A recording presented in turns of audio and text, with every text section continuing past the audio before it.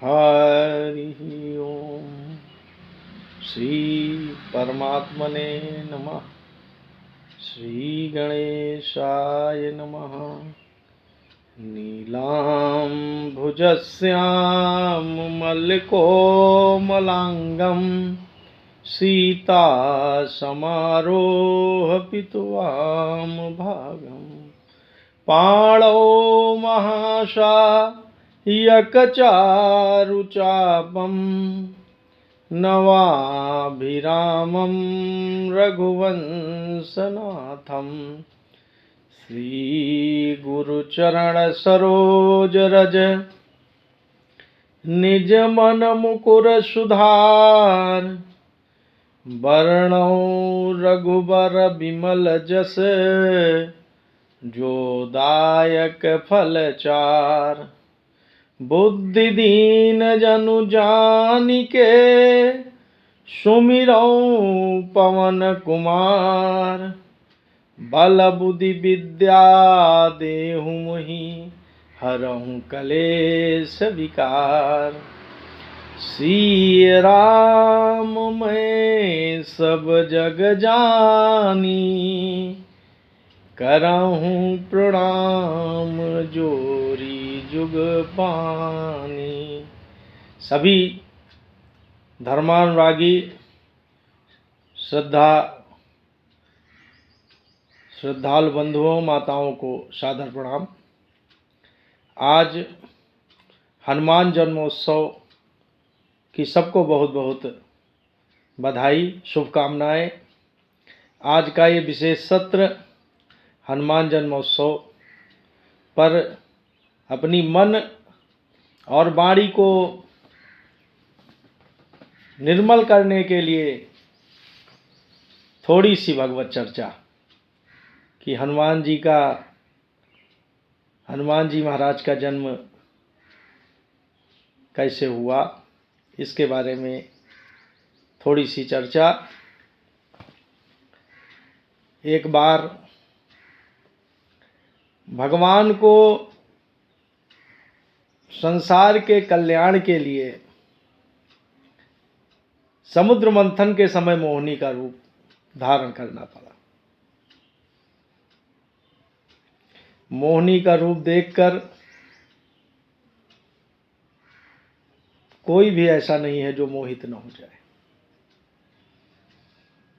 बाबा विश्वनाथ भोलेनाथ ने एक बार पुनः विष्णु भगवान से आग्रह किया कि प्रभु हम एक बार आपका मोहिनी रूप देखना चाहते। तो भगवान ने कहा कि आपका कहना ठीक है, मगर मोहिनी रूप देखकर आप अपने आप को संभाल नहीं पाएंगे। बाबा ने कहा कि हमने तो कामदेव पर विजय प्राप्त किया हुआ है। तो फिर बाबा के बार बार आग्रह करने पर भगवान विष्णु को मोहिनी रूप धारण करना पड़ा। जब विष्णु भगवान मोहिनी रूप धारण करके प्रकट हुए तो भोलेनाथ अपने आप को संभाल नहीं पाए। अब मोहिनी रूप भगवान आगे आगे चल रहे हैं, भाग रहे हैं, और पीछे से शिव जी उनके पीछे दौड़ लगा रहे हैं। आसक्ति बढ़ गई। थोड़ा सा विष्णु भगवान मोहिनी रूप में रुके और हल्का सा मुस्कुरा दिया। उसी समय बाबा का तेज स्खलित हो गया।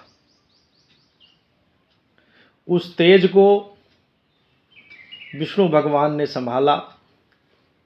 वो तेज इतना शक्तिशाली है कि अगर संसार जगत में अगर कहीं पतित हो जाता तो पूरे संसार में हलचल हो जाती। इसीलिए विष्णु भगवान ने उसको अपने आप पास किसी न किसी तरह से सुरक्षित किया। अब भगवान ने भोले बाबा का तेज है तो इसको किसी न किसी रूप में अवतरित करना है। तो भगवान को याद आया कि अहिल्या की एक पुत्री अंजना है जो तपस्या कर रही है। भगवान ने वायुदेव के माध्यम से उस शिव जी के तेज को कर्ण मार्ग से अंजना के गर्भ में स्थापित कर दिया। समय आने पर वही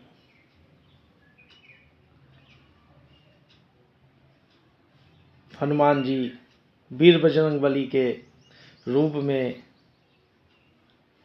अवतरित हुआ। बोलो वीर बजरंगबली की जय, हनुमान जी महाराज की जय। इस तरह से जो शास्त्रों में संत महात्माओं ने हमने जाना कि इस तरह से हनुमान जी का प्राकट्य हुआ। हनुमान जी ने अपने सेवा कार्यों से, अपनी सरलता से भगवान राम और जगत जननी माता सीता को भी प्रसन्न किया और उनके पुत्र के रूप में हनुमान जी ने कहा कि माता मुझे बहुत भूख लगी है। तो माता जी ने कहा कि रघुपति हृदय धरि तात मधुर फल खाओ। इसी तरह भगवान श्री राम ने भी हनुमान जी को कहा कि तात तुमसे मैं उऋण नहीं हूँ, हमने मन में विचार करके देख लिया। हनुमान जी ऐसा कोई कार्य संसार का नहीं जो नहीं कर सकते। ये अति सूक्ष्म मशक समान रूप और अति विशाल नाथ भूधरा काल शरीरा। तो ऐसा कोई अतुलित बल है। जब भगवान लीला रामचंद्र जी, भगवान राघवेंद्र सरकार जब लीला का संवरण करके धराधाम से जाने लगे तो हनुमान जी से उन्होंने कहा कि पुत्र आप भी हमारे साथ चलो, अब हमारी लीला का कार्य खत्म हो गया यहाँ। तो हनुमान जी थोड़ा सा सकुचाए तो प्रभु ने कहा कि नहीं हनुमान जी, जो भी तुम्हारे मन में वार्ता हो बताओ, क्या तुम सोच रहे हो। तो हनुमान जी ने प्रभु श्री राम जी से पूछा, कहा कि प्रभु वैकुंठ धाम में आपकी कथा है कि नहीं। तो भगवान ने कहा, भगवान कोई बात कहने के पहले थोड़ा सा मुस्कुराते, लीला माधुर्य। तो श्री रामचंद्र जी हल्का सा मुस्कुरा के बोले कि जब हम स्वयं वहां रहेंगे तो कथा। तो कही नहीं प्रभु, आपसे ज्यादा हमको आपकी कथा प्रिय है। राम कथा सुनिबे को रसिया। तो इस तरह से राम कथा में जहाँ जहाँ राम कथा होती है वो आज भी वहाँ अपनी उपस्थिति देते हैं और राम कथा कहते भी हैं। और वो जब राम कथा कहते हैं तो सारे दुख दूर हो जाते हैं। उन्होंने माता सीता के सामने रामचंद्र गुण बर नहीं लागा, सुनता ही सीता कर दुख भागा। इस तरह से वीर बजरंगबली हनुमान जी के जितने भी प्रताप कहे जाए वो सब कम है। वो शंकर सुवन केसरी नंदन, उनका बारे में सामान्य वाणी और बुद्धि से कहना बहुत कम होगा। इसलिए हम सब के ऊपर प्रभु की, हनुमान जी की विशेष कृपा बनी रहे। इन्हीं शब्दों के साथ हम पुनः हनुमान जन्मोत्सव की आप सबको पुनः पुनः बधाई, शुभकामनाएं। अतुलित बलधामं हेमशैलाभदेहं धनुजबन कृशानं ज्ञानिनामागगण्यं सकल गुण निधानं वारणानामधीशं रघुपत प्रिय भगतं वात जातं नमामि। बोलो श्याम रामचंद्र की जय, उमापति महादेव की जय।